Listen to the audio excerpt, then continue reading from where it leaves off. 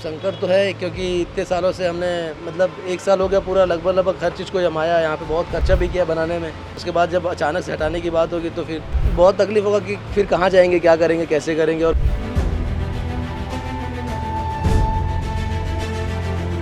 नहीं, यहाँ पे तो ऐसा कोई गलत चीज़ें होती नहीं है क्योंकि यहाँ पे इतनी सारी दुकानें हैं लाइन से।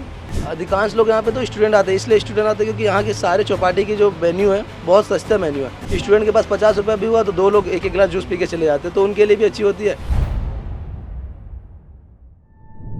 साइंस कॉलेज परिसर के सामने जी रोड, ये एम्स जाने वाला रास्ता है और ये सामने अगर आप जाएंगे तो घड़ी चौक पड़ता है। इसी रास्ते के किनारे में ये चौपाटी बनाया गया था। पिछले साल 2023 में इस प्रोजेक्ट की शुरुआत हुई थी। नगर निगम और स्मार्ट सिटी प्रोजेक्ट के अंतर्गत ये बना 6 करोड़ की लागत से ये चौपाटी है, जिसको लेकर काफ़ी ज़्यादा विरोध हुआ था। भारतीय जनता पार्टी ने उस समय बहुत विरोध किया था। राजेश मूणत अभी जो वर्तमान में रायपुर पश्चिम से भारतीय जनता पार्टी के विधायक हैं, उन्होंने विरोध किया था, धरना प्रदर्शन दिया था इसको लेकर कि ये शैक्षणिक संस्थान के सामने में खोला जा रहा है, उसके परिसर के सामने में खोला जा रहा है, जो अनुचित है। लेकिन अब इस चौपाटी को हटाने के निर्देश आ गए हैं, जो कि परामर्शदात्री समिति है, जिसकी 5वीं बैठक में ये निर्णय लिया गया है कि ये जो चौपाटी आपको दिख रहे हैं, टोटल 60 दुकानें हैं, अब इसे हटाने की बात हो रही है और यहाँ पे रीडिंग जोन बनाने की बात कही जा रही है। यानी कि जो निर्देश आए हैं उसके बाद में यहाँ पे दुकानदारों में काफ़ी ज़्यादा असंतोष है, क्योंकि उनकी रोजी रोटी चल रही थी, उनके पीछे कई वर्कर्स काम कर रहे थे और उनका कहना है कि अब उनकी रोजी रोटी पर फ़र्क पड़ेगा। और उनका ये भी कहना है कि यहाँ पर अधिकतर जिस तरह की बातें कही गई थी कि ये शैक्षणिक परिसर है, उसके सामने में इस तरह की चौपाटी खोलना अनुचित है और जिसे लेकर बात हो रही थी। लेकिन दुकान संचालकों का कहना है कि यहाँ पे सबसे ज़्यादा अगर कोई आते हैं खाने पीने के लिए, यहाँ पे बैठकर नाश्ता पानी करने के लिए, वो सबसे ज़्यादा स्टूडेंट ही आते हैं। तो उनका ये कहना है कि अगर ये शैक्षणिक परिसर के सामने खुला है तो यहाँ पे कोई अनैतिक काम तो होता नहीं है, कोई आज तक की मारपीट, ऐसी कोई गुंडागर्दी वाली बात नहीं हुई, क्योंकि यहाँ पे इतने दुकान लगे हैं कि यहाँ पे कोई गलत काम कर नहीं सकता। उनके अंदर ये असंतोष है। हमें लगा था कि हम आपको ये बताएं कि कैसी हालात हैं अभी, और ये जो आप दुकानें देख रहे हैं, बहुत संभावनाएं हैं कि ये आने वाले समय में हटेगी। जिस तरह के निर्देश आए हैं इसको हटाने के लिए, टोटल 60 दुकानें हैं, अलग अलग यहाँ पे रेट हैं। इसके 50,000 इसके किराए हैं और इस हिसाब से जिस तरह से दुकानदार कह रहे हैं कि बहुत सस्ते में हम लोग बेचते हैं और इससे सस्ता और क्वालिटी में कोई खाना दूसरे जगह पे नहीं मिलता और यहाँ पे दिया जा रहा है, उसे लेकर अगर सरकार या फिर विधायक जी ये कह रहे हैं कि इसको हटाया जाना चाहिए तो ठीक नहीं है।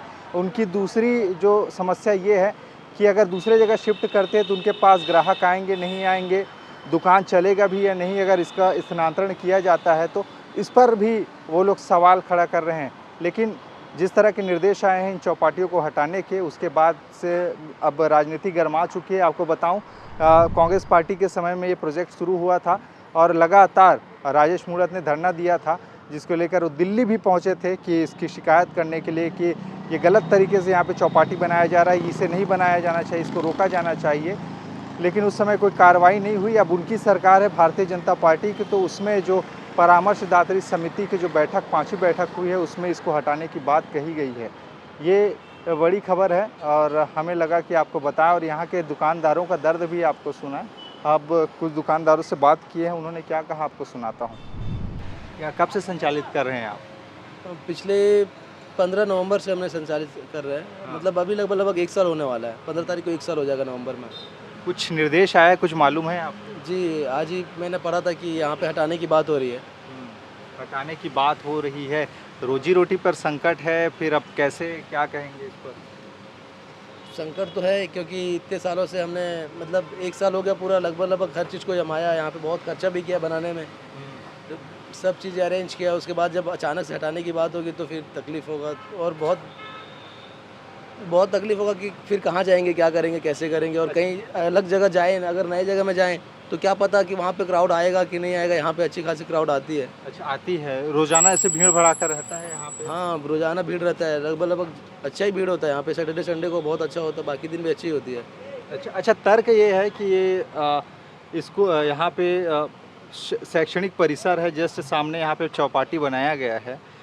तो आप बताइए, आप तो लगातार यहाँ पे देखते हैं, कैसे कैसे लोग आते हैं, शैक्षणिक कोई असर पड़ता है यहाँ पे? नहीं, यहाँ पे तो ऐसा कोई गलत चीज़ें होती नहीं है, क्योंकि यहाँ पे इतनी सारी दुकानें हैं लाइन से कि अगर कोई गलत सोच के भी आए तो उनको डर लगेगा कि इतने सारे लोग हैं तो मैं यहाँ कुछ करूँ, मैं ही ना उल्टा फंस जाऊँ, क्योंकि यहाँ पे सब लोग एक साथ रहते हैं, एक साथ मिल के रहते हैं, कोई दिक्कत है आज तक तो ऐसा कोई दिक्कत हुआ नहीं यहाँ पे।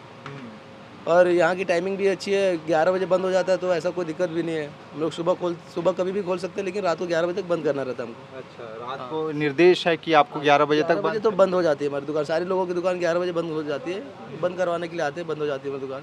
अच्छा, ये तो आपके साथ कितने हैं आपके दुकान में काम करने वाले लोग? हमारे साथ हमारे पास 13 लोग हैं टोटल काम करने वाले। 13 लोग हैं जी।